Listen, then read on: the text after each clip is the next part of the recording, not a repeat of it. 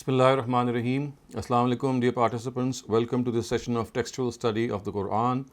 Today we will be doing the literal and idiomatic translation of the passage that was under discussion in our previous session. To be precise, this is verse 23. We start off with verse 23 and we will go up to verse 44.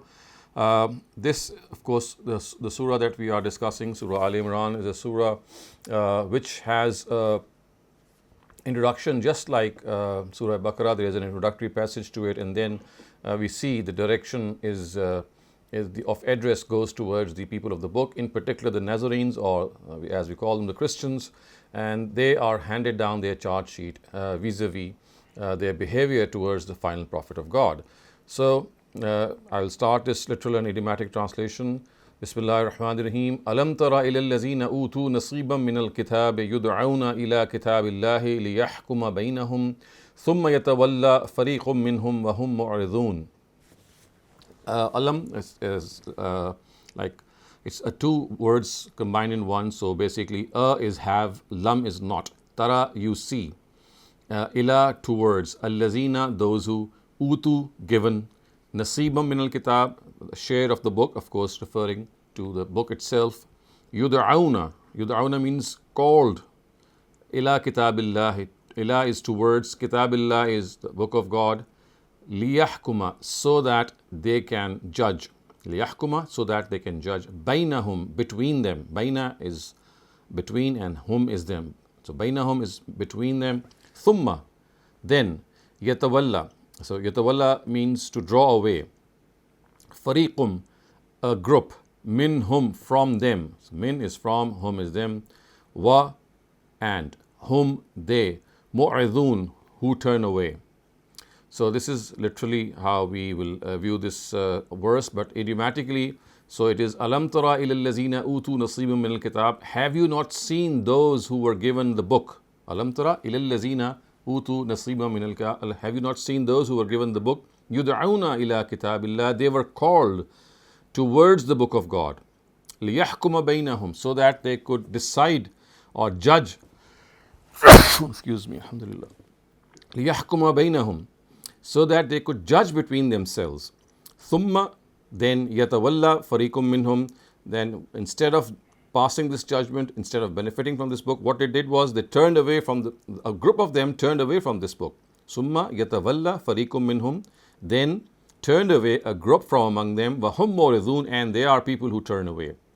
So basically, as the verse tells us, that this is how they were given the book, and instead of making the book a deciding factor amongst their differences, what they did was that they turned away from the book of God, and not only, as the word says, yatawalla fariqum minhum, a large group of them turned away from this, and then wahum muridun, they are people who turn away. This is like an emphatic sentence that, well, this is how the things are. They were supposed to be the first to welcome the book of God, but then this is what actually transpired. Zalika, this. Bi-annahum, because. Be is because. Annahum, they. This is because. Qalu, they said. And what did they say? Lan.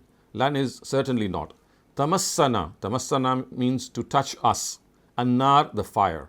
Certainly not, that fire will not touch us. Illa, except. Ayyam. So ayyam is the plural of yawm and means days. Ma'dudat, again the plural of ma'duda, means numbered or small number. So they would, this is because they would say that the fire will not touch us except for a few days. So basically, this is the reason that has been scripted by the Quran regarding their behavior of turning away. They think that they will be, if ever they will be punished, it would be just for a few days. Zalika bi annahum, this is because they said, now they say, Lan, certainly not. Tamassana, touch us. Annar, the fire. Illa, except. Ayyamam ma'dudat, for a few days. Wa, and. Gharrahum, gharra means to deceive. And hum, them. So, wa gharrahum fi deenihim. So, it is said that what is wa gharrahum fi deenihim ma kanu yaftharun. So, wa gharrahum would mean they were deceived fi in Deenihim, regarding their religion. Deen is religion, him, their religion. And what were they deceived by? Ma kanu yaftarun. Ma is what kanu they have been, yaftarun, fabricating. So what they have been fabricating is the reason that they have been deceived. So what has deceived them? What their fabrication has deceived them. And what exactly is this fabrication? That is referred to in the previous part, that the fire will only touch us for a few days. Of course, they have no sanction for this. They have no authority to say this. It is what they have made up. So the Quran says what they have made up, what they have concocted, that has deceived them. Basically, the sentence would be Ma kanu yaftaruna gharrahum. Whatever they have concocted has deceived them, fi dinihim, regarding their religion. Fa, therefore, kaifa, how, iza, when, jama'nahum, we shall gather them. Jama'nahum, we shall gather them. Liyawmin, for a day. La, not, raib, doubt, fihi, in it. So, what is said here is that what will happen? فَكَيْفَ إِذَا جَمَعْنَاهُمْ, what will happen when we will gather them for a day about which there is no doubt. لِيَوْمٍ, for a day, of course referring to the day of judgment. La, not, raiba, raib means doubt, fihi, in it. So what will happen to these people when we will gather them for a day about which there is no doubt? The advent of that day is certain to take place. And wuffiyat. Wuffiyat means to be given in full. Wuffiyat, given in full. Kullu, every. Nafsin, soul. Ma kasabat, what it earned. Ma, what, kasabat, it earned. Wa, and, whom, they. La, not. Yuzlamun, oppressed. So wuffiyat kullu nafsin ma kasabat would mean that they will, this will be a day in which every soul, وَوَفِّيَتْ كُلُّ نَفْسٍ, every soul will be given exactly what it had earned. مَا كَسَبَتْ, what it had earned. وَهُمْ لَا يُظْلَمُونَ, and no wrong shall come to them. No injustice shall come to them. وَهُمْ لَا يُظْلَمُونَ. قُلِ اللَّهُمَّ مَالِكَ الْمُلْكِ تُؤْتِ الْمُلْكَ مَنْ تَشَاءُ. Qul, tell them. So this is basically the Prophet being told that he should tell these people, the Israelites, now their term has finished and God Almighty has decided to bless this position of bearing witness to the Ishmaelites. So it's like a declaration which the Prophet has to tell these people, and this is how the Quran has actually asked him to declare and pronounce before these people. And what is that? Allahumma malik. So kul is of course say. So this is like an imperative verb, say. Qul, Allahumma malik. So Allah is God. Malik al-mulk means the God of sovereignty. So Malik al-mulk means he is the sovereign of all sovereignty, or he is the controller of all controllers. Tu'ti, you give. Tu'ti means you give. Al-mulk, mulk is kingdom or sovereignty. Man, to. Tasha, who you want. Wa, and. Tanziru, tanziru means take away. Al-mulk, so tanziru is the opposite of tu'ti. Tu'ti means to give, and tanziru means to take away. So essentially what is being said is that God, you are the sovereign of all. You give the sovereignty to whomsoever you like. Man tasha, who tasha, you like. Wa, and tanziu, and take away. Al-mulk, mulk of course referring to sovereignty, and you take away sovereignty. Mimman, from tasha, you want. So it's essentially what is being said is that God Almighty, you take sovereignty from whomsoever you want to, and you give sovereignty to whomsoever you want to. And we have discussed this on other occasions, that as far as God's taking away or grant of justice of sovereignty is concerned, it is based on His own wisdom. So when it is said mantasha, that He would, to whomsoever He would like to, or whenever He would like to, it is basically referring to the fact that once He has made up His mind, there is no one who can stop Him from implementing His decision. And this decision itself will be something which will be based on His profound wisdom. So, وَتُعِزُّ مَن تَشَاءُ وَتُذِلُّ مَن تَشَاءُ. Wa, and. Tu'izzu, you give honor. Man, to whomsoever. Tasha, you want. So you give honor to whomsoever you want. wa and. Tudhillu. Tudhillu means to humiliate, to disgrace. Man, whomsoever. Tasha, you want. So basically this is like a parallel sentence in the positive and the negative sense, implying that you give honor to whomsoever you want, and you give disgrace or you humiliate whomsoever you want. Again, this is a word, there is a word of caution here that has to be kept in mind when it is said that God humiliates whomsoever He wants to, and He gives honor to whomsoever He wants to. This is not something which is meant in any way in the sense that He does it out of His own whims, or He does this without realizing that there is some reasoning or wisdom behind it. These words, dear listeners, you must always understand that whenever this phrase comes up, whomsoever, basically it implies that no one can stop Him from implementing His will. It does not mean that when He does something, it will not be based on wisdom or justice. It only means that there is no one to stop implementing what He would like to.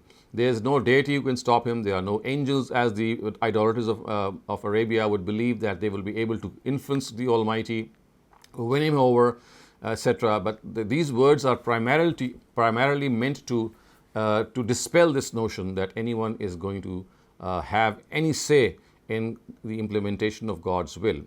So, biyadikal khair, be is in, yadi, hand, ka, your. Khair is good. So, in your hand is good, which actually qualifies the previous statement that when God takes away sovereignty from a people and He grants it to another people, and He gives honor to a people and gives humiliation or disgrace to another people, then this is primarily an act of goodness. Biyadikal khair. There is some good hidden in it. It's not something which is done in a haphazard way or controlled by His whims. No, biyadikal khair. Innaka ala kulli shayin qadir. Inna, indeed, ka, you, ala, on, kulli, every, shay, thing, qadir, powerful. So literally it would mean indeed on everything, indeed you on everything powerful. This is how literally it would go, but of course idiomatically it would mean that you have power over everything. You have control over everything. Tulijul layl. So tulij means to pass something into another thing. So tulijul layla fin nahar. Layl, means the night, and nahar is the day. So tulijul layla fin nahar would mean that you make the night pass into the day. Tulijul layla fin nahar. You make the night pass into the day. Wa, and tulijul nahara fil layl. You make the day pass into the night. Of course, this is a reference to the alternation of day and night which takes place persistently and continuously. So what is being said is that it is you who makes the night pass into the day, and it is you who makes the day pass into the night. وَتُخْرِجُ الْحَيَّ مِنَ الْمَيِّتِ. وَتُخْرِجُ, you take out, al-hayya, the living, min, from, al-mayyit, the dead. So you take out the living from the dead. Wa, and, tukhriju, you take out, al-mayyita, the dead, from the living. So basically life and death is something that is the prerogative of God. So you take out life from death, and you take out death from life. Wa tarzuku, wa, and, tarzuku, you give sustenance. You give sustenance. Man, to, tasha, you want. Be, with, ghair, without. Hisab, measure.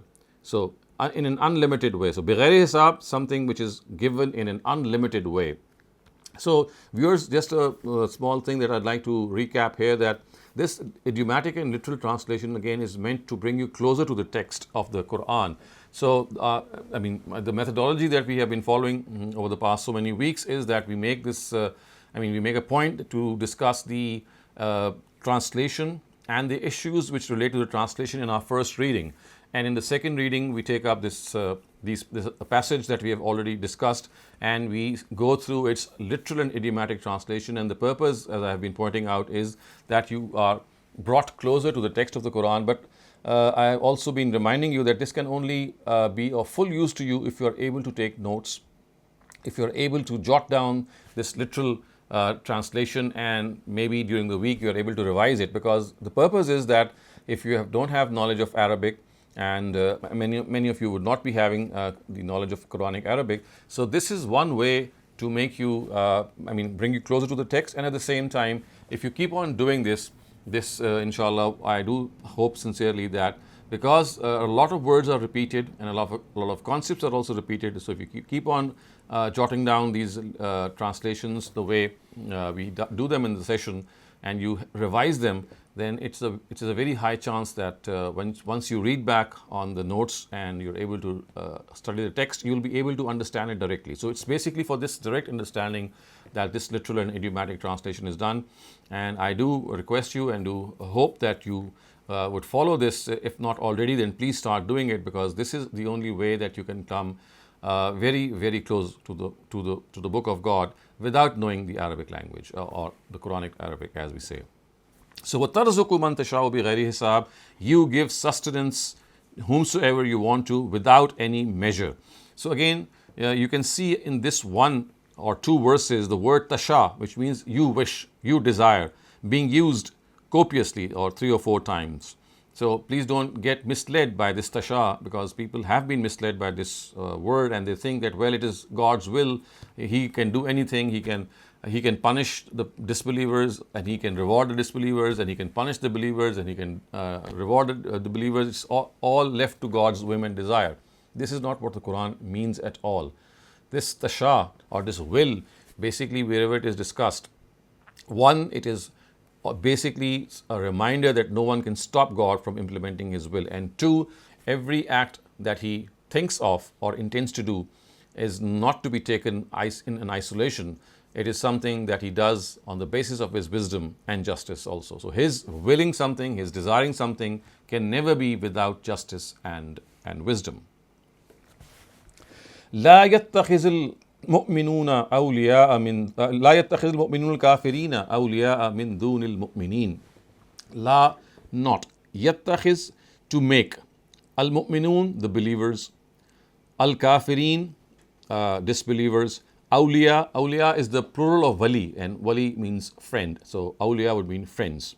So لا يتخذ المؤمنون الكافرين, awliya would mean, if I translate it literally, that not take the believers, the disbelievers, friends. So idiomatically it would mean that the believers should not take the disbelievers to be their friends. And again, a word of caution, min dunil mu'minin, which means, mindu means without, or without the interest, or against the interest is still a better translation. Against the interest, al mu'minin, of the believers.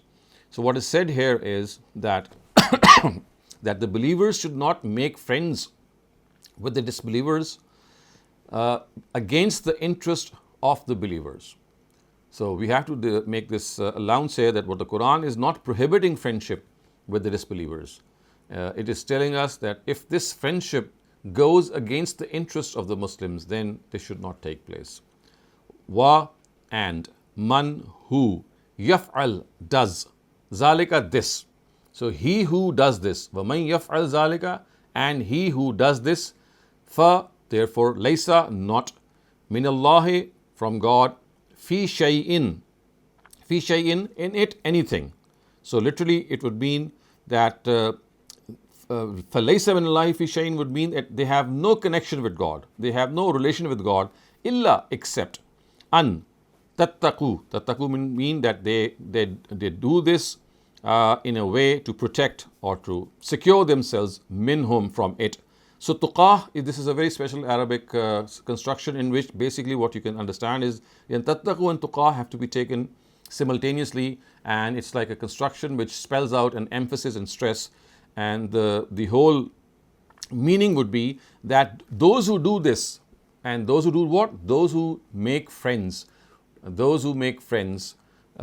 the disbelievers against the interest of the believers, those who do this, so they will have no relationship with God except if the purpose is to protect yourself. And tattaqu minhum, and tuqa mean in the best possible way. Tattaqu, tuqa, as I said, is a construction that is specific to Arabic and means to protect someone in the best possible way. So if this is something to be done, then it should be in a way that you are doing this only to protect yourself. Wa, and yuhazzirukum. So yuhazzirukumullah. Yuhazziru means to strike fear. Kum, in you. Allah is God. So God strikes fear in you. Wa yuhazzirukumullahu nafsahu. And from his own self. So nafsahu is referring to God himself. So yuhazzirukum, he strikes fear or strikes awe. Kum, in you. So God strikes awe in you. And how does he do that? It says that this is something that he does from himself. So God frightens you, God scares you of himself. Again, implying the fact that you need to understand that as far as the Almighty is concerned, he is not going to in any way let this go scot-free. If you start making the disbelievers as your friends, and that too so that in a way that they are against the interest of the Muslim. And remember, this is also something that we have to understand, that as far as the Quran is concerned, the word al-kafir, of course, has been used here, and this refers not to all types of disbelievers. Specifically in this context, it refers to believers who have deliberately denied the truth or intentionally denied the truth.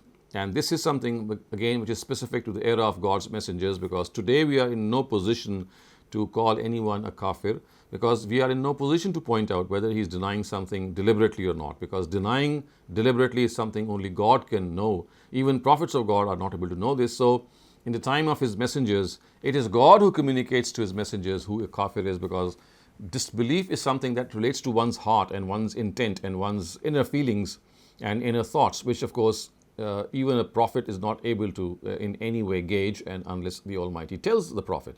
So this is a very important area in the Quran, and it has misled many because people, by studying this verse, and there are a couple of other verses of the same meaning, they come to this conclusion that we cannot make friends with the disbelievers. So وَيُحَذِّرُكُمُ اللَّهُ نَفْسَ وَإِلَى اللَّهِ الْمَسِيرُ. Wa, and ila, towards Allah, God. Al-Masir, the resting place. So towards God is the resting place, again referring to the fact that this is where everyone is going to go, and he is someone that he's waiting for people to come to him. Of course, there is a interval for this, and there is a small respite that he have given everyone, but this is going to happen. So before I move forward with the rest of the translation, so if you have any questions regarding what we have just studied, please raise them. Assalamu alaikum, Dr. Saleem. Thank you for the explanation and the translation. Shabana Ansari, please unmute your mic and ask your question. अस्सलाम वालेकुम। वालेकुम अस्सलाम। Doctor साहब, यहाँ पर जो गर्रा का लफ्ज़ आया है, ये कुरान में कई जगह पर आया है, कहीं गर्रत के हिसाब से है, तो मतलब ये मुज़क्कर और मुअन्नस के उससे आता है ना, कि गर्रा और गर्रत। और इसका मतलब एक तो दोबारा से बता दें गर्रा का, और दूसरा वो जो तुकातन है ना, उसका एग्जैक्टली जो वर्ड है वो नहीं, उसका मीनिंग नहीं समझ आया।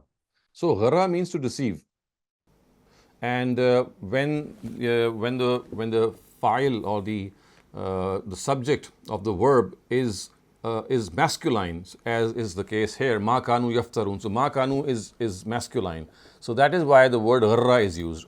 Had we be having something feminine, then the verb would have been gharrat. So basically, it's not, there's no difference in meaning. Both will have the same meaning. The only thing is that the difference in gharra and gharrat is that when the subject of the verb is a masculine noun, we'll always have gharra. When it's a feminine noun, it will be gharrat. So that's a simple Arabic rule. As far as tuqa is concerned, it actually refers to tattaqu. So it is the masdar, or the past participle or the participle as we know. The participle in the Arabic language is always or mostly implied to create stress in the verb. So basically it is tattaqu tuqa. Tattaqu tuqa would mean to protect yourself the way you should protect yourself, to protect yourself in a very emphatic way. So to create this emphasis in the Arabic language, the participle is expressed or stated with the verb. This is slightly technical, but for all intents and purposes, you can just understand this to mean that basically it's a word that creates stress in the word tattaqu. Thank you for that, Dr. Saleem. Naushad Shafkat, you're up next. Yes, Assalamu alaikum. Dr. Sab, you just mentioned that believers are not to befriend disbelievers. Again, if it goes against the interests of the believers. Now, is that time specific or the reason specific, as you stated? Because Both. generally it is believed that it applied only at the time when these verses were revealed. I mean, it was basically, of course, because the word kafir is not used, cannot be used for these non-Muslims of today. So it was basically, it refers to the disbelievers of the times of the prophets of God. It does not refer to disbelievers of today. So yes, it is time specific, number one. And number two, even in the case of being a kafir, if the Almighty points out that, well, such and such people have turned to disbelief deliberately, even for them there was an exception. That yes, you could have made friends with them if that friendship was not going against the interest of the Muslims. So even in those times, this was an exception. So let's continue. So قُلْ إِن تُخْفُوا مَا فِي صُدُورِكُمْ أَوْ تُبْدُوهُ يَعْلَمْهُ اللَّهُ. قُلْ, say, in, if, تُخْفُوا, you hide, say if you hide, ma, what, fi, in, sudur, sudurikum. So sudur is the plural of sadr, and sadr means chest. So sudurikum would mean your chests. Aw, or, tubduhu, you reveal it. Ya'lamhullah, God knows it. Ya'lamhullah, God knows it. So what the Prophet is being told that he should convey this message to these disbelievers. In tukhfu ma fi anfusikum, in tukhfu ma fi sudurikum, aw tubduhu. So whether you in tukhfu, what you hide in your chests, ma fi sudurikum, what you hide in your chests, aw tubduhu, or what you reveal. Ya'lamhullah, it is in the knowledge of God. So whether you hide something or whether you say something, ya'lamhullah, God knows it. Wa ya'lamu ma fis samawati wa ma fil ard. Wa, and ya'lamu, and he knows, ma, what, or that is what, we, fi, in, samawat. Samawat is the plural of sama and means heavens or skies. Wa, and ma, what, fi, in, al-ard, the earth. So he knows what is in the heavens. Wa ya'lamu ma fis samawat. He knows what is in the heavens. Wa, and he knows what is in the earth. Ma fil ard. Ma is what, fi is in, al-ard is the earth. So he knows what is in the heavens and he knows what is in the earth. Wallahu ala kulli shay'in qadir. This verse has also, this is repeated a number of times in the Quran. Wa, and Allah, God, ala, on, kulli, everything, shay, thing, qadir, dominant or powerful. So, wallahu ala kulli shay'in qadir, literally it would mean, and God on everything powerful. And God on everything powerful. And of course, idiomatically, it would mean that God has power over everything. God has power over everything. يَوْمَ تَجِدُ كُلُّ نَفْسٍ مَا عَمِلَتْ مِنْ خَيْرٍ مُحْضَرًا وَمَا عَمِلَتْ مِنْ سُوءٍ. So, Yawma, remember the day. So this is an Arabic construction in which there is a verb which is suppressed. So there is something like uzkur yawma. Uzkur means bear in mind, keep in mind. And that verb is not expressed in words, but the accusative declension, which means that the way the word yawma is expressed here, it tells us that there is a verb suppressed. So yawma would mean remember the day. Tajidu. So tajidu would mean tajidu kullu nafsin actually. Kullu nafs means every soul, tajidu will find. The day find every soul. The day find every soul ma amilat, what it did. So remember the day when every soul will find what it did. Of course, referring to the past, in the past. Min khairin, from good. So remember the day when every soul will come to know what it did from goodness, from good. Muhdaran, and muhdaran would mean in front of them. In front of, so this is like telling people that don't forget that on the day of judgment, everyone will be confronted, everyone will encounter what it did, what every soul did. Ma amilat, what it did, what it acted out, as the word literally would mean. Min khair, from amongst good things. Muhtaran, in front of him. Wa, and ma, what amilat, it did. Min, from su, evil things. So remember the day when every soul will be confronted with what it did from good things, and remember the day when every soul will be confronted with what it did amongst bad things. So it's like a balanced statement. Tawaddu. So tawaddu would mean law anna, that it will yearn, that soul will yearn. Tawaddu, law, what that, or it would be something like it will wish. Tawaddu law, it will wish. Anna, that. Bainaha, baina means between, ha, it, between it, wa, and bainahu, between them, between that, between it and between that. So it referring, the first it is referring to the soul itself, and the second it is referring to the day. So remember the day when every soul will long that there, anna bainaha wa bainahu, that between it and between that day. Amadan, amadan means a period of time. Ba'ida would means a long period of time. So literally, as I can see, you would understand this, that tawaddu law means that every soul would like that between it and between the day there is a long distance. Of course, referring to this yearning that would that they had not reached here. It's like telling people that now that they have come here and they have nothing but to face ignominy. So every soul will wish that, well, had there been a long distance between the soul, that person himself or herself, and this day, of course implying that so long should have been that distance that that person would have never come here. So this is what the longing is about. وَيُحَذِّرُكُمُ اللَّهُ نَفْسًا. So وَيُحَذِّرُ, to strike fear or to strike awe, kum, in you, Allah, God, nafsahu, about himself. So God strikes fear in people or in you from himself. Again, in the same meaning, wallahu ra'ufum bil ibad, wa, and Allah, God. So Ra'uf is someone who is very, very gracious and very compassionate. Be, towards al-ibad. So ibad is the plural of abd. So ibad is the plural of abd, or servants. So, and God is very, very gracious to his servants.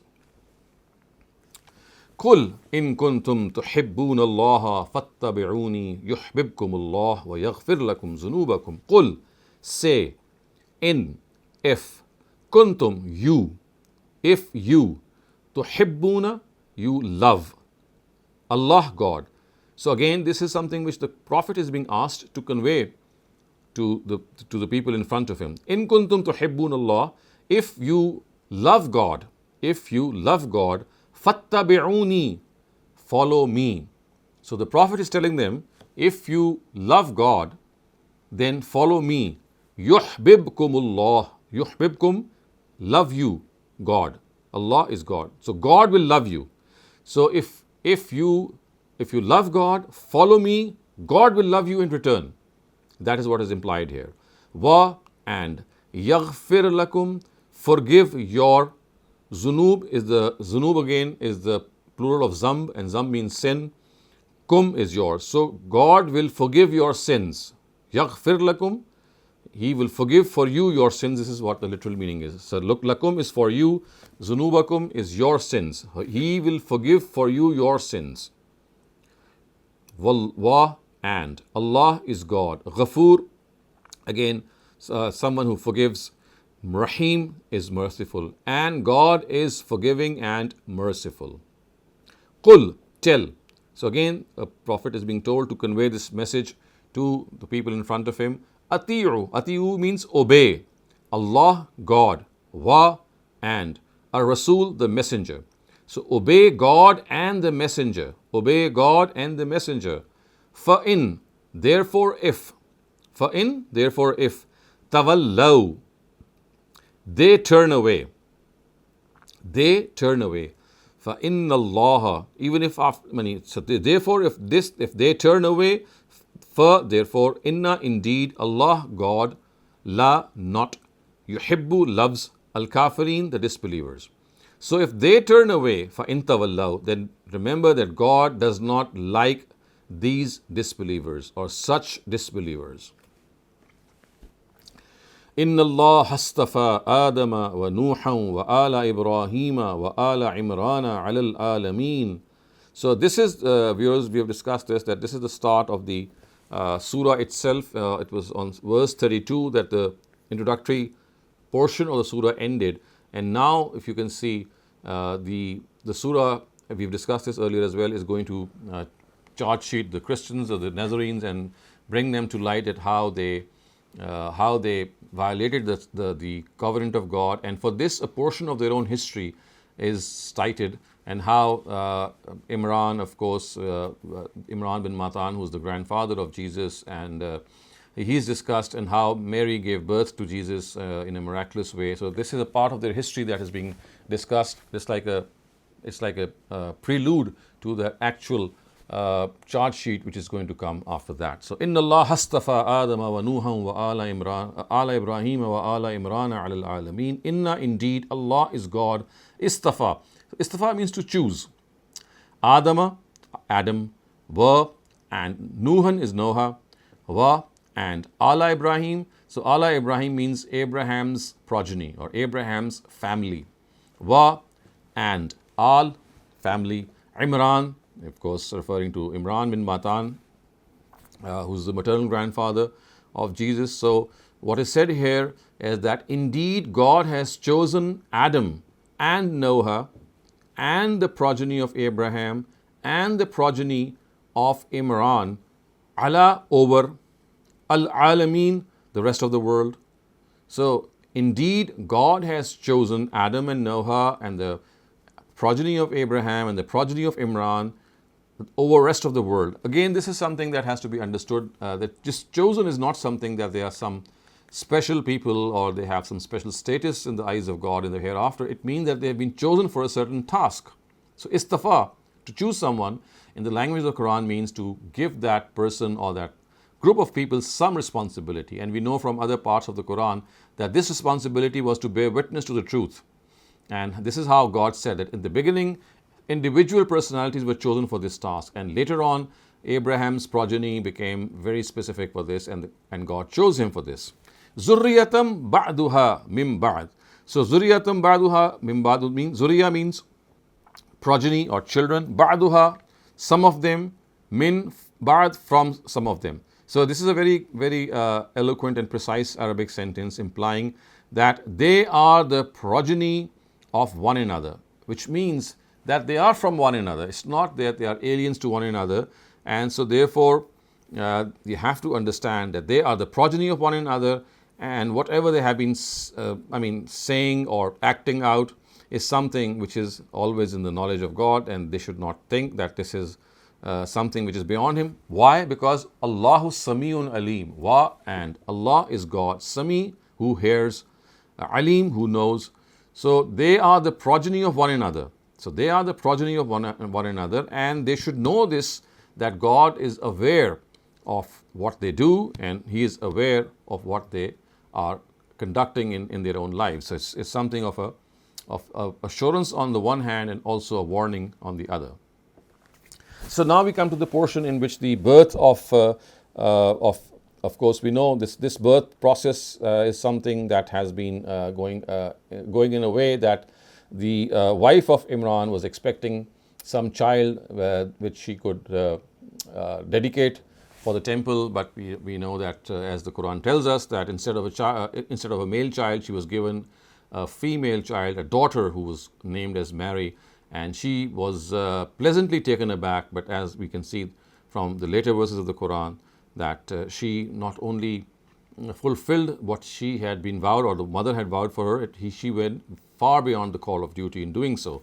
So, is qalat imra'at, is remember, qalat said, imra'atu Imran is one word. So imra'atu Imran means the woman of Imran, or it is just like saying that the wife of Imran. So remember when the wife of Imran said, what did she say? Rabbi, God, inni, me, or I, nazartu. Nazartu means I dedicate, laka, to you. I dedicate it to you. Ma fi batni, whatever is in my womb. Whatever is in my womb. So batn, of course, is the Arabic for the stomach, but of course this is again a very interesting thing that you have to maybe gauge here as well, that in our languages the way things progress is not always the same. So we would never say this in our own language, that there is a child in our stomach, would we? So this is something that we have to understand, that the word, although batn means the stomach, but it is actually referring in an idiom to the womb in which the child is actually lodged in. So, but this is something that would never be said in other languages. For example, in other languages the word womb would be used, or some other appropriate word.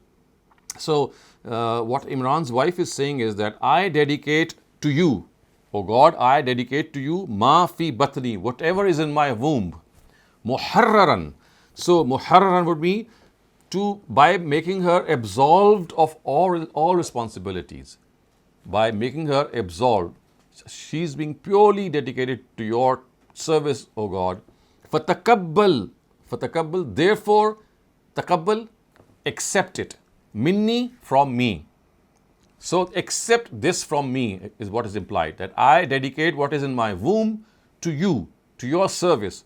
Fatakabbal, so accept it. Minni, from me. Innaka, indeed you. Anta is another is just a stress to further stress ka. So literally it would mean indeed you, which of course means indeed only you. So in the Arabic language, when the words are repeated like this, they add to the stress. So indeed, literally it would mean indeed you, and idiomatically it would mean indeed only you. Indeed only you. As-Sami al-Alim. As-Sami, who hears, Al-Alim, who has knowledge. So of course, who fully hears, who has full hearing, who can hear everything, and who has full knowledge is what is implied here. Otherwise, of course, we also hear and we also see. But what is being said here is that a real person, the complete hearing, if anyone can be called, who has complete hearing and complete knowledge, then it is only God. So innaka anta samiul alim would mean only you is the one who literally fully hears and who fully has full knowledge. Falamma, therefore when, therefore lamba when, wada'atha. So wada'atha means she gave birth to her. Qalat, she said, Rabbi, O Lord, inni, I, wada'tuha, given birth to her, untha, a girl. So she was expecting a boy, but when she saw that she has been given a girl by God, she said, inni wada'tuha unsa, I have given birth to a girl. Wallahu a'lamu bima wada'at, and God, a'lamu, knows full well, bima, what, wada'at, she gave birth to. So this is like a very meaningful sentence. So she was pleasantly taken aback when she said, well, I was expecting a boy, and she said, well, I have delivered a child. And now this is a very parenthetical sentence in which God says, well, He knows full well what she has delivered, which means that God has knowledge of what the attributes of this woman would be, how she would grow up, how she would be kept in a very chaste manner, but she would herself keep herself very righteous and very pure and very pious. So, Wallahu a'lamu bima wadat is actually a sentence which says that this is what God had in mind, that she will give birth to a girl. Wa laysa zakaru kal unsa, wa, and laysa, not, az-zakar, the boy, ka, like, unsa, the girl, and the boy is not like the girl. So she said that boy would not have been like this girl. I mean, she didn't know that she has given birth to a profound person, and she said, well, okay, God has blessed me with being a girl, then I accept her, but at the same time, had I been blessed with the boy, he would not have been like her, implying that he perhaps would have been much more dedicated and fit for the task that she was praying for. So wa inni, I, sammaituha, name her, Maryam or Mary. So I name her as Mary, I give her the name Mary. Wa, and, inni, I, u'izuha bika, I give her into your refuge, bika, I give her into your refuge, ha, her. So I give her, u'izuha, I give her, bika. So u'izuha mean I give her in refuge, bika, your. So I give her in your refuge, wa, and zurriyataha, and her children, and her progeny on, and her descendants and her children. So what she is saying is that I have named her Mary, and I give her in your refuge, and I also give her children into your refuge. So it's like a grandmother praying for the daughter and for the grandchildren who are yet to be born. So I give her and her children into your refuge, minash shaitanir rajim, from the accursed Satan. Shaitan, Satan, a regime who is accursed. So I give her in your possession, in your refuge, so that you can protect her. Fa, therefore, taqabbalaha rabbuha biqabulin hasanin. So, therefore, taqabbalaha, accepted her, rabbuha, her Lord. So Mary's mother, when she made this prayer that God please accept her, dedicate her to your service. So, and she prayed this, and in response God said, فَتَقَبَّلَهَا رَبُّهَا, that her Lord has accepted her daughter for this service. فَتَقَبَّلَهَا رَبُّهَا, and then بِقَبُولٍ حَسَنٍ, in a very refined way. He has magnanimously accepted this girl, بِقَبُولٍ حَسَنٍ, in a very refined way. وَأَنْبَتَهَا نَبَاتًا حَسَنًا. أَنْبَتَهَا نَبَاتًا حَسَنًا would mean that he has, it's something we have to take into account, that he has sown her in the best possible way. So this is the literal meaning. So ambata means to plant something as you plant a seed or something. So of course this is not implied here, but it's metaphorically being used for the fact that he has made her grow nabatan hasana, in a beautiful way, which means that Mary was given a very, very pious childhood. Ambataha nabatan hasana. So God helped her in becoming a very pious lady. Ambataha nabatan hasana. So He made her develop into a pious child. Wa kaffalaha Zakariya. Wa, and kaffala means to give into the custodianship. Her. So God gave her into the custodianship of Zacharias. So in Zachariah is in Arabic, but in the English Bible we call him as Zacharias. So God gave her into the custodianship of Zacharias, and Zacharias is the paternal uncle of Mary. So basically, it's the paternal uncle of her. I mean, it's like he is the husband of her sisters. So this is what we will say. He is the paternal uncle. So فَكَفَّلَهَا of Mary. فَكَفَّلَهَا Zakariya. كُلَّمَا دَخَلَ عَلَيْهَا زَكَرِيَّا الْمِحْرَابِ. Kullama, whenever, dakhala, entered, alayha, upon her. So whenever Zacharias would enter upon her, kullama dakhala alayha Zakariya, and where would be that? Al-Mihrab.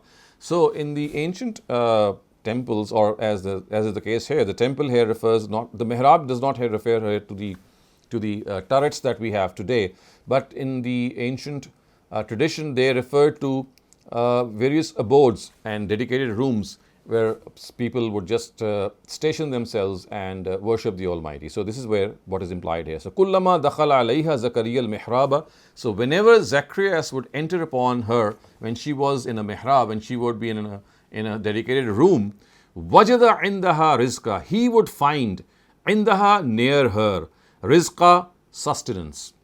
He would find near her sustenance, and this of course would make him he would be astounded at what he would see. And we have already explained this, that the word rizq is not referring exactly to the fruits as it has generally been understood. Rizq here refers to divine guidance, the wisdom, and the way she would speak to Zacharias, and the way she would present herself and her case and her statements would be such that it would be overflowing with this divine wisdom. And this is precisely what is referred to by the word rizq here. Qal. So Zacharias would say, Ya Maryam, O Mary, Anna, where? Lucky you, haza, this. So where have you got this from? Anna lucky haza, where have you got this from? Qalat, she would reply, Huwa, these, from, indillah, God. So this is from God. Whatever you find with me is from God. It's not my own effort that has produced these things. If I am able to talk to you in a way that has profound wisdom, then this is a blessing of God on me. Inna Allah yarzuqu man yasha'u bighayri hisab.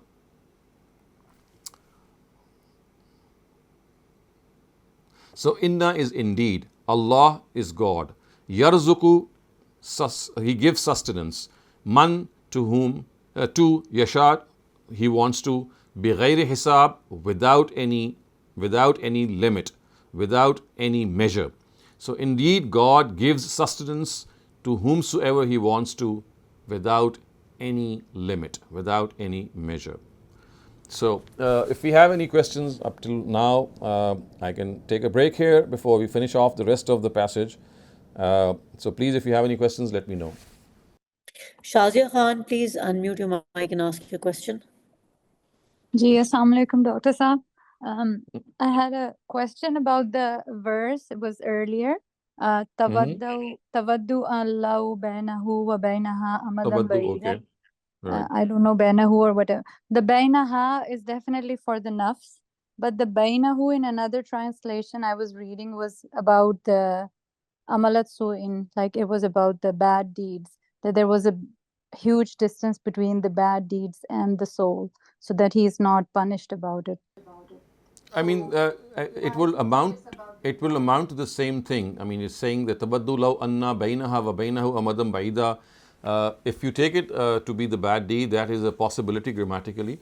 And if you take the word yom, because that has been mentioned earlier as well, so basically it would be an expression of the fact that that person says that would that I have not even arrived to see my bad deed on this day.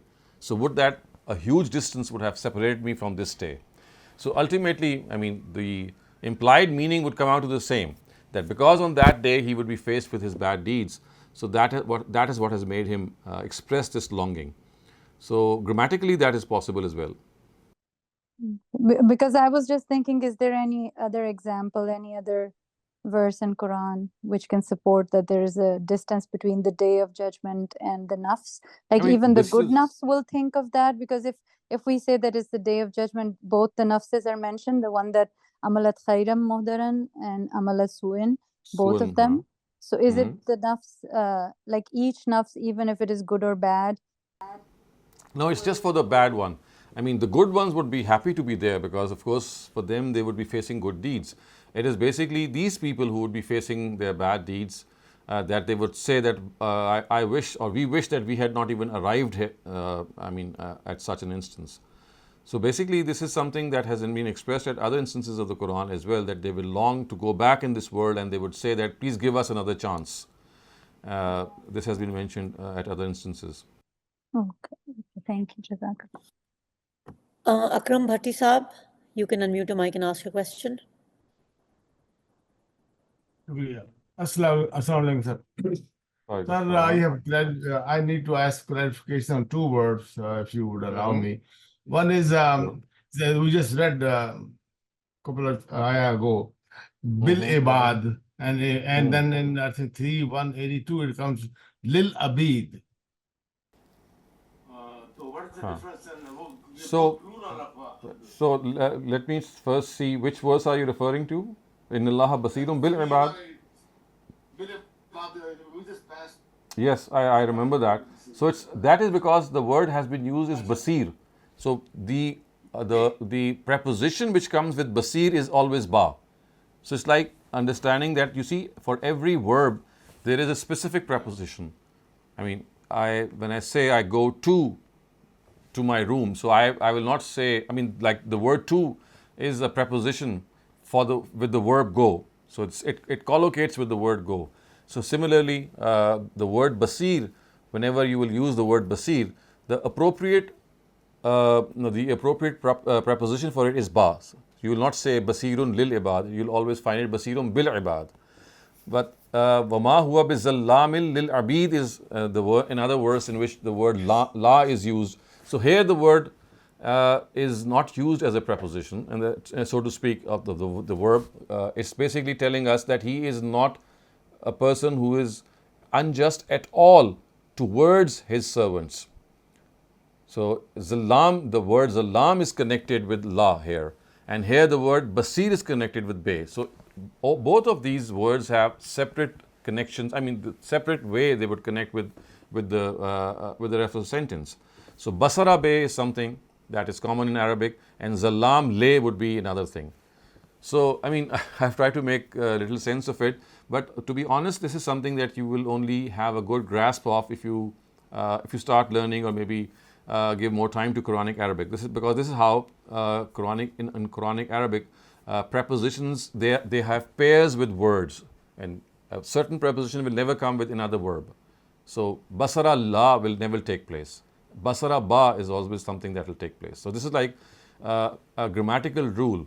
And as you proceed in studying Arabic, you'll get to know this. This is some of the very basic ones. And Abid and Abad, they both separate words, are the plural Abid and Abad. So Ji, Abid and Ibad Abad. is the plural of Abd.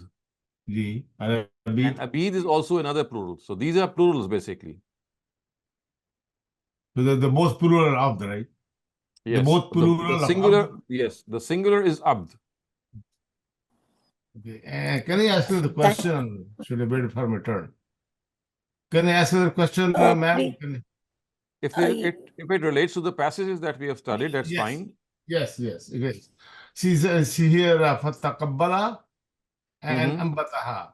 Yes. I know the tha is for the fi'l muzari, but it's a second person, and it has been translated, and you also translated like third person. فَتَقَبَّلَ. Yes. Ambataha. It's أَنبَتَهَا. because it's God. Because God is the subject of the word. Ambataha nabatan hasana means Allahu ambataha. Basically, this is what is being said. God made her develop into a pious person. It's ambataha. The subject of this verb is God. Ambataha. So basically, it's ambata. He made her into a goodly child. He made her. And I understand the translation. I know that's what you are saying. But So it's the ta here is not for the feminine gender. It's part of the word. Ambata is a word. Had it been feminine, it would have been ambatat. So it's ambata is a masculine verb. So God is the subject of this. So ambataha would mean that God planted her. Literally, it would mean that God planted her. so the tha is not Is not for mazar. No. It's part of the verb. Ambata is itself a verb. It's itself a complete word. For muzare, it would have been ambatat. And of course, that would be ambata yumbito basically. So it would be yumbitat. Okay, thank you very much. That was my confusion. Ambatat. Thank you for that, Dr. Saleem. Shabana Ansari, please unmute your mic and ask your question. ये जो अल्लाह हुआ मालिकुल मुल्क, उसकी अभी आपने तफसीर बतानी है कि उसमें से पूछना था मुझे, अभी सिर्फ वर्ड्स की सवाल करना। No, we have already done the tafsir part in our previous session. But ji, you can वो ask उसी का if पूछना you था have any question. कि वो जो अल्लाह हुआ मालिकुल मुल्क है, उसको हमने जब तफसीर में पढ़ा था तो उसको हम जनरली लेते थे ना, कि यानी कि अल्लाह ताला जो है वो जब मुल्क लेता है या मुल्क छीनता है या किसी को इख्तियार देता है तो वो अल्लाह ताला ही इंटरवीन करता है। तो ये क्या इसको कॉन्टेक्स्ट में लेंगे इस आयत को, या फिर हम generally? No. This has a very specific. Yes, this is a very specific.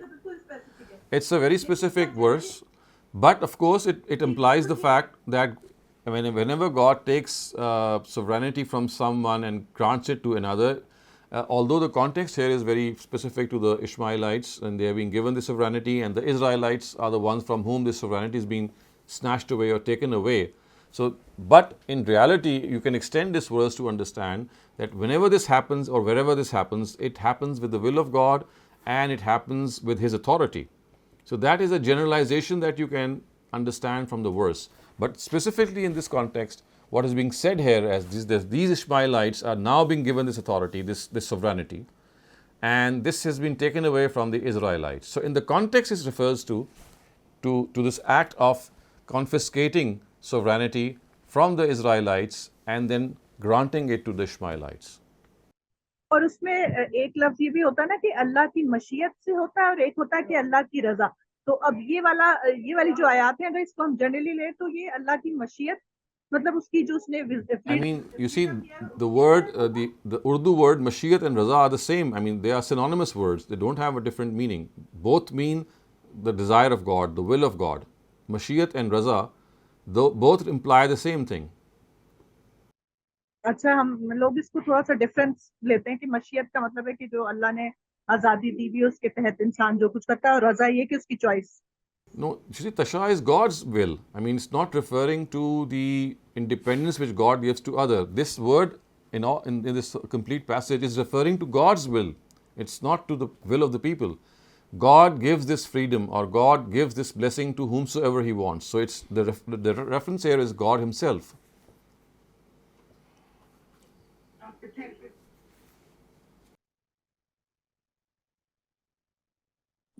Hello, Shabnam, please ask your question. Okay, thank you. Sir, ये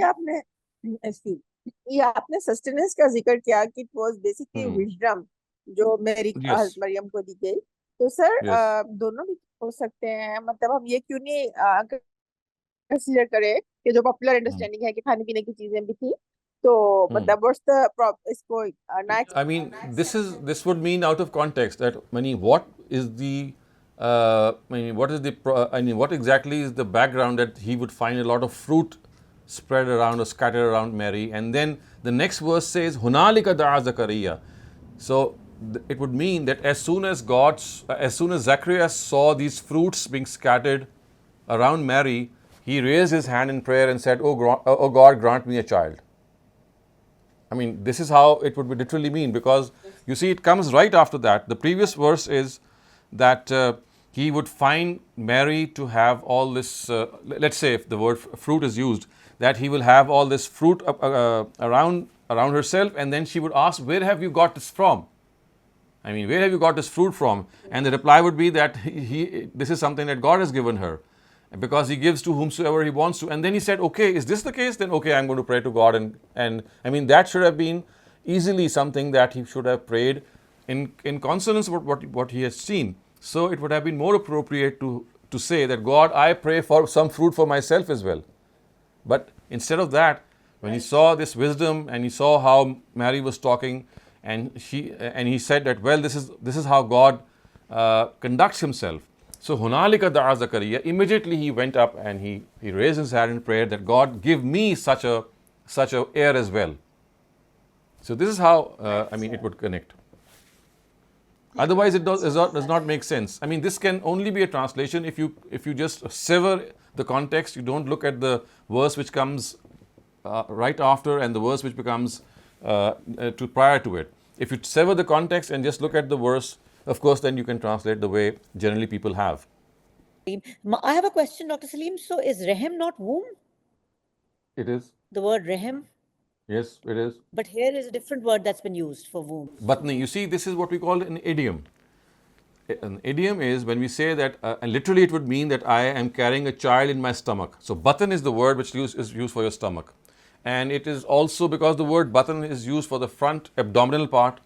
So it is more appropriate to translate it as the womb, because the abdominal region or the region of the stomach is something which, I mean, overlaps, you can see. But what the point that I was trying to make was that the word batan is, it's like an idiom in the Arabic language. When you say that I have a child in my womb, you will not say that I have a child in my rahim, so to speak. You'll say, inni laka ma fi batni, I have it in my batan, in my stomach, literally. But the word stomach is not implying stomach here. So it's basically an idiom in which the word stomach is actually implying the womb. Because you see, this is how things are. We don't carry a child in the stomach. So, hunalika da'a Zakariya rabba. Hunalika, at the same time, at the same instance, da'a, Zacharias raised his hand. Zakaria, rabba, towards his Lord. So as soon as he saw this rizq around Mary, of course referring to her wisdom and the way she would speak to him, he immediately raised his hand and said, "Rabbi habli min ladunka zurriyatan tayyiba." Rabbi, O Lord, hab, give, li, min, me, min, from ladunka, yourself, zurriyatan, child, tayyiba, pious. So idiomatically it would mean that he said, Lord, give me from yourself a pious child. So remember, Zacharias was also a fatherless person, and he was at a ripe old age that he was still fatherless. So when he saw this miraculous happening with Mary, he said that if this is something that can happen to Mary, maybe I can also pray to God. So he said, the Quran says, Hunalika da'a Zakariya. At the same instance, when he got so inspired, da'a Zakariya Rabbah, that Zacharias prayed to his Lord. And what did he pray? He said, Rabbi habli min ladunka zurriyatan tayyiba. Oh Lord, habli, grant me, min, from, ladunka, yourself, zurriya, child, tayyiba, pious. So grant me from yourself a pious child. Innaka sami'ud du'a. Innaka, indeed you, sami', listener, du'a, the prayer. So indeed you are a listener to the prayer, which means you are a person who answers and hears the petitions of people. فَنَادَتْهُ الْمَلَائِكَةُ وَهُوَ قَائِمٌ يُصَلِّي فِي الْمِحْرَابِ. Therefore, nadat, called, who, him, al-malaika, the angels. So the angels called him. Who? Of course, referring to Zacharias. So the angels called Zacharias. وَهُوَ قَائِمٌ, when he was qaim, when he was standing, yusalli, praying, fil mihrab, in his room or in his dedicated place. So the angels called him, and this happened when Zacharias was praying in his mihrab, of course, that abode. And what did they say? Annallaha, that Allah, God, yubashiruka, gives glad tidings to you, bi Yahya, of the word Yahya, of course, the way it has been mentioned here, we would use it as John in the English language. The word John connotes the same person. So God gives you the glad tidings of John. Musaddiqan, he would be a person who shall confirm, Musaddiqan, who will confirm, bikalimatim, a word, minallah, from God, who shall confirm a kalima or a word from God referring to Jesus. We know from Bible history that John or Yohanna was someone, or Yahya was someone who actually foretold the arrival of Jesus, and Jesus himself has been called Kalimatullah. So when it is said, Musaddiqam bi kalimatin minallah, he will confirm the arrival of Jesus. So that is what is called about Yahya. And he would be a kalima from God, he would be a word from God. Wa, and Sayyidan. Sayyid means, in the Arabic language, Sayyid means a leader, a chief. He would be a chief, he would be a leader. Wa, and Hasuran. Hasur means someone who is extremely pious and abstinent, who does not indulge. So a person who does not indulge is who is called Hasur. Wa, and Nabiyan, he would be a prophet, minas salihin, from the righteous. So basically these angels said to Zacharias whilst he was praying in the mihrab that God gives you glad tidings of Yahya or John, who is going to confirm a word of God, of course referring to Jesus, and he will be a chief, and he will be an abstinent, and he will be a prophet, and he will be from among the righteous. So a Nabiya min as-Salihin, he would be from among the righteous servants of God. Qala, he said, Rabbi, Lord, Anna, how, yakunu, happen, li, for me. How will this happen for me? Ghulamun, Ghulam means a boy. So how will a boy happen for me? Implying that how can I be the heir to a son? How can I have a boy? وَقَدْ بَلَغَنِي الْقِبَرِ. Wa, and qad, indeed, balagani, reached me, kibar, old age. So how can I have a child when old age has come to me? Balagani, come to me, al-kibar, old age. Wa, and imra'ati, my wife. Imra'ati, my wife, aqir. She is past her marriageable age. She cannot bear children. She is barren. So the surprise which is expressed by Zacharias is that how is it that I will be able to bear a child, to give birth to a child? I myself am an old man, and my wife, she is barren. How can this happen? Qala kazalika Allahu yaf'alu ma yasha. So he said, kazalika Allah, in this manner, kazalika, in this manner, Allah, God, yaf'alu, does ma yasha, what he wants. So in this manner, God does what He wants.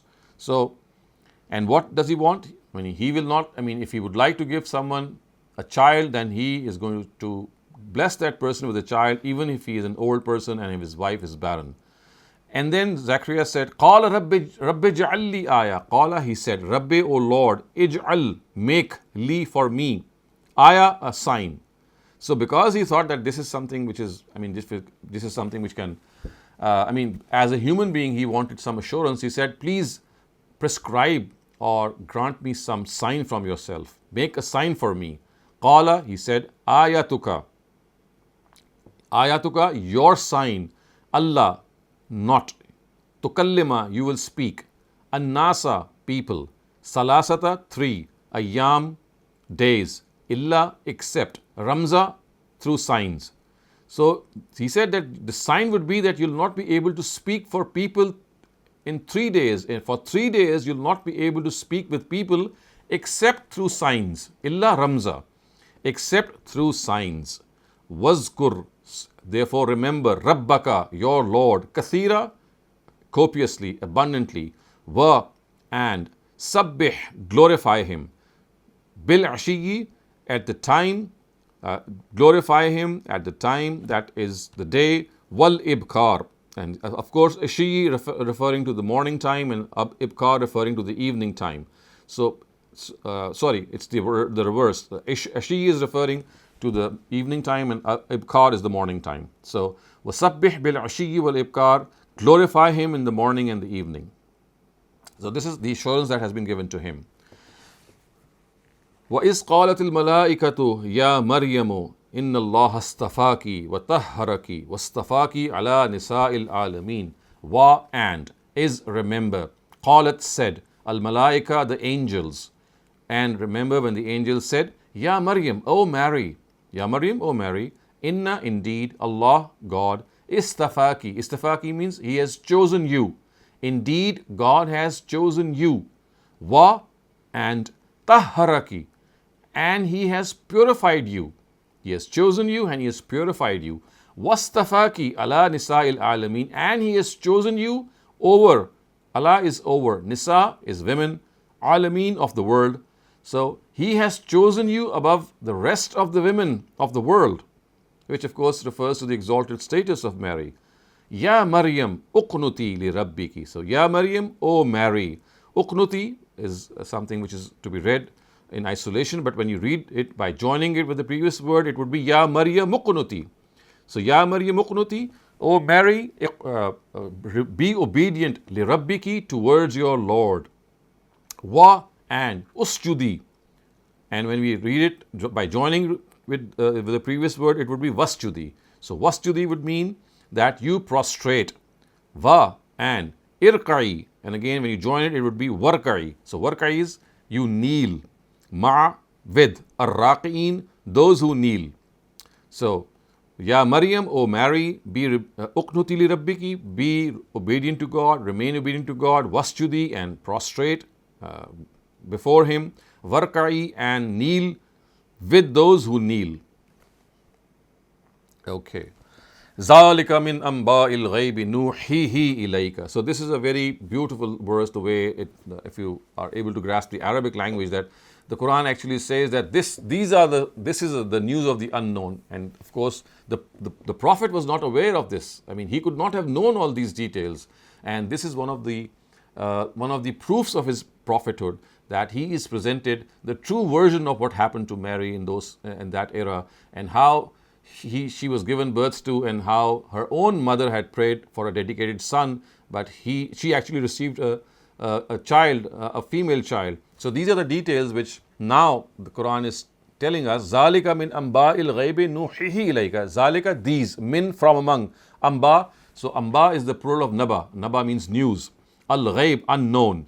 Nuhihi, we have sent it. Ilayka, to you. So these are the news, or these are the pieces of news of the unknown which we have revealed to you, O Prophet. So this is a revelation in which the past history has been revealed to you. Vama kunta ladayhim, va, and ma, not kunta, you, ladayhim, near it. So you were not present at that time. You were not there. You are now.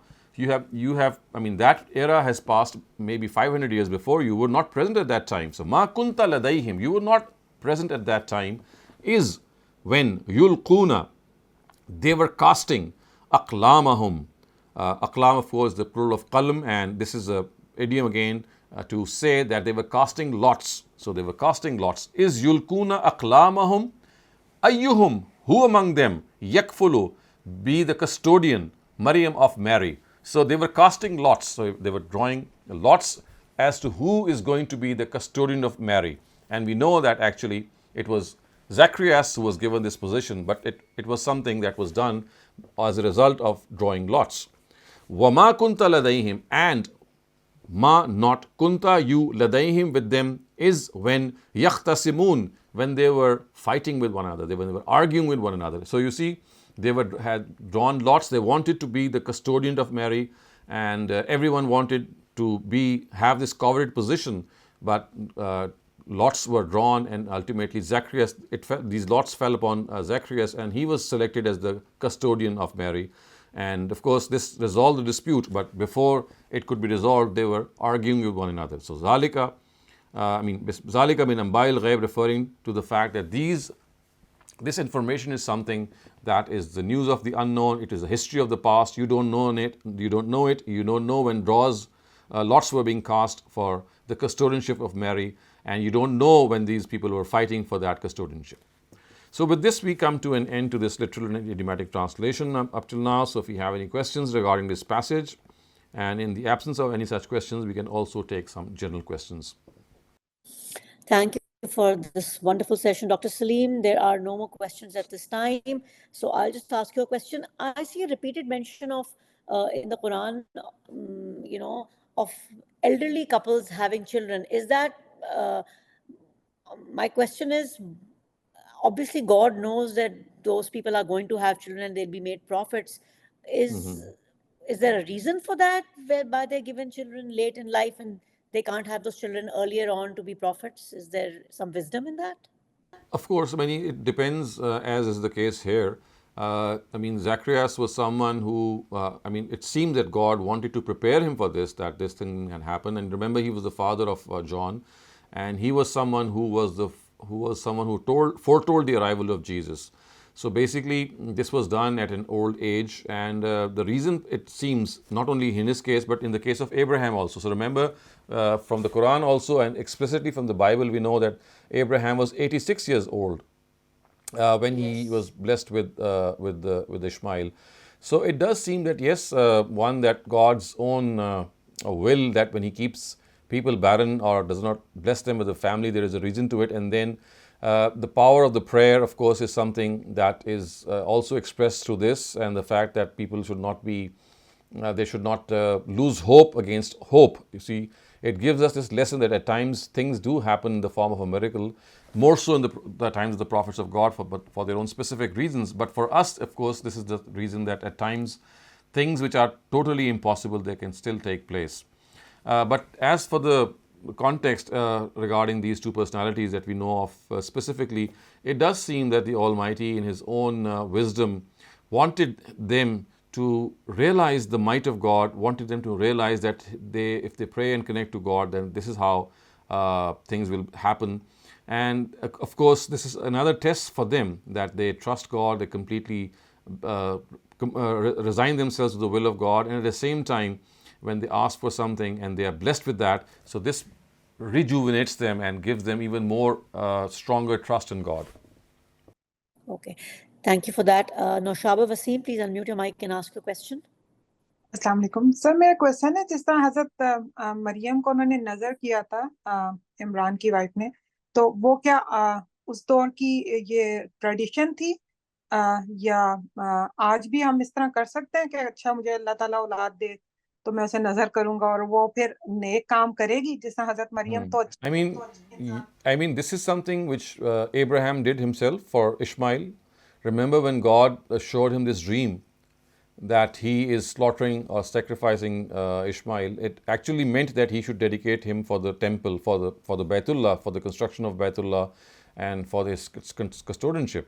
So yes, this is something that was common, especially in those times when these mosques of God were built. So remember the temple, and then the mosque of Abraham. All these were very specific tasks which the Almighty had outlined. But today, of course, this is something that I would not in any way advise. And secondly, also remember that these are people or individuals for whom a decision had been taken by God, and a decision at the same time was, I'm sure this must have happened, that this was conveyed to the child, and when he grew up, in the case of Mary, and of course in the case of Ishmael, we know explicitly in the case of Ishmael that they showed their own consent as well.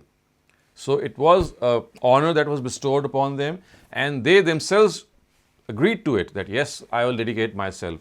So that is how it took place, that it was God's will, and when they knew it was God's will, they were very happy to know about it, and they willingly accepted it, because that was a task for God to have given them.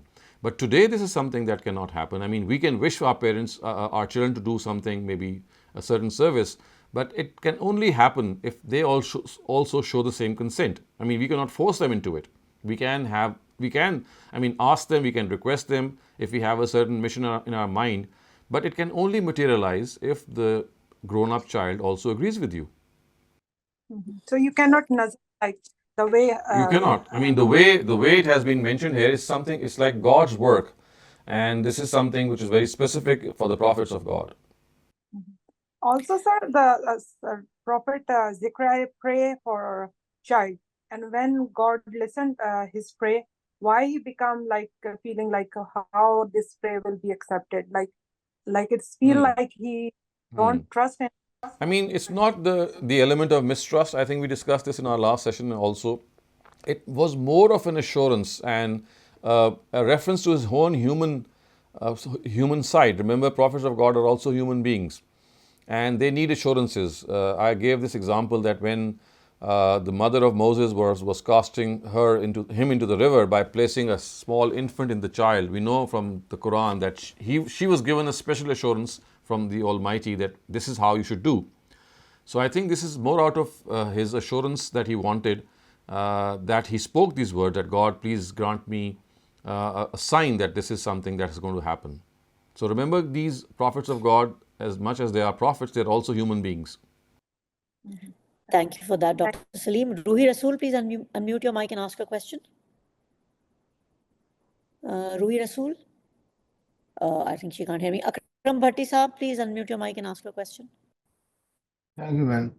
Sir, I have a question about this. Allah Ta'ala says, Ajay was chased, and other places he would not have any raghabat towards the woman. And these days, in these Western countries, some Christians says, oh, they go homo because of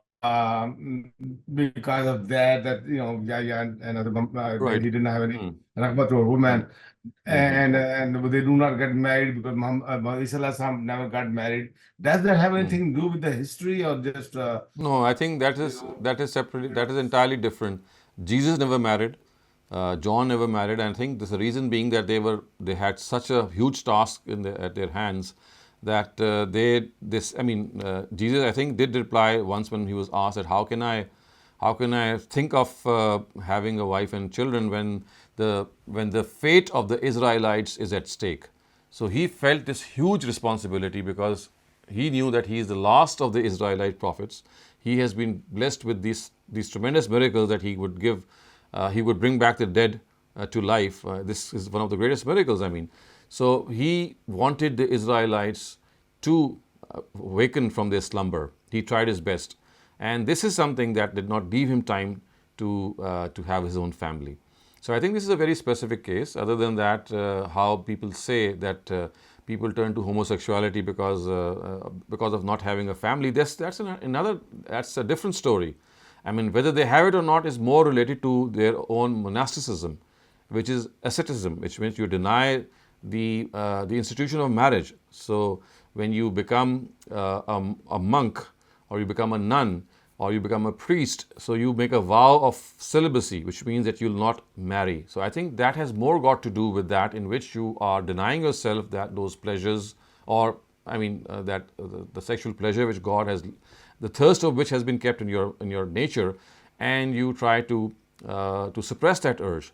So when you try to do that and you're not at times possible for you to do that, then you indulge in these base ways of quenching your thirst. I think it has got more to do with that than to do with what you just said. It's against Allah's will. It's against Allah's. It's against the. It's like denying yourself water. If you're thirsty and you don't take on water, then you'll try to do something which takes the place of water. You try to drink something which might not be good, but it might have the same properties as water has. It might temporarily fulfill your. It's just iftira they put on the Yahya al-Islam, then it's just. Yes, I would say so. If this is what they say, then this is not correct. Jazakallah. Thank you for that. Rafia Khwaja, please unmute your mic and ask your question. Dr. Shehzad, young people these days have difficulty marrying early because they haven't settled down. Mm-hmm. So when they have desires, and so they can turn to the wrong things because it takes them a long time to marry. Their parents may not be to them. So what is the solution for this? There's no easy solution except for the fact that, you need to educate them to spend more time in creativity, in creative pursuits, in critical thinking, in higher pursuits of knowledge, in service to humanity. So these are the things that cause some diversion. But that sexual desire, which is there at puberty, at adolescence, is there. So, yes, there are ways in which you can minimize it, you can diminish it, but you cannot, you just cannot do away with it.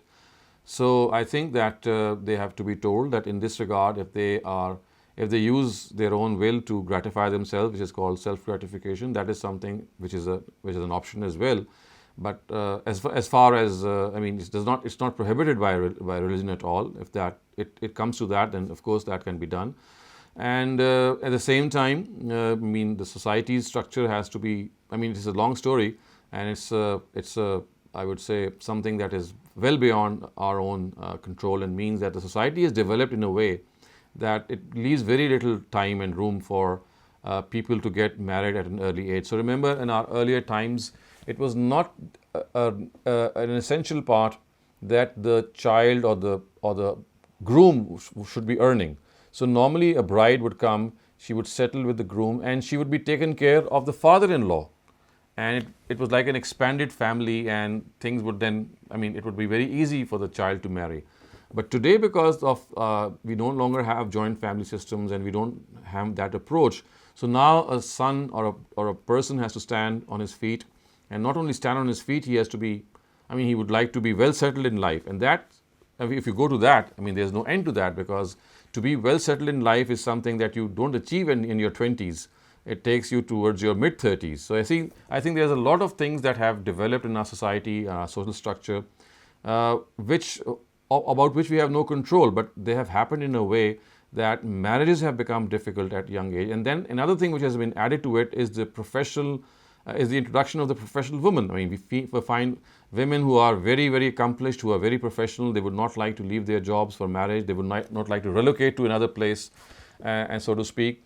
And this is another thing which is not allowing marriages to happen at the right age. So I think this is it's a food for thought for all of us. But what we can do to educate our young ones is the fact that we should make them understand that this is a perfectly normal urge which boys and girls have, and if they gratify it themselves, at least religion does not prohibit it. For medical reasons, you can ask a doctor. Other than that, if it comes to this, then there is nothing which has been prohibited in this regard. And at the same time, they should be more. They should spend more time in pursuits in which they don't have vacant time. You see, vacant time is something that makes you. It drives you towards these pursuits in a way that you spend hours and hours browsing the internet and doing all sorts of things. So if you have less time, you are more focused, you have a mission in life, you are more creative, you have a target to achieve. So this basically reduces that free time, which basically is the cause of an escalation in this affair. But Thank you. Dr. Saleem, a lot of young people, women, professional women, they don't want to live with their in-laws. So they want a separate home. Correct. So this Yes. causes an added strain on the Yes. marriage because the boy can't afford it. So it is a dilemma. I mean, this is something that we all are facing. It's not a, there's no easy solution to it. Only thing is that we should guide our young ones what they can do in this situation. Thank you so much for that explanation, Dr. Saleem.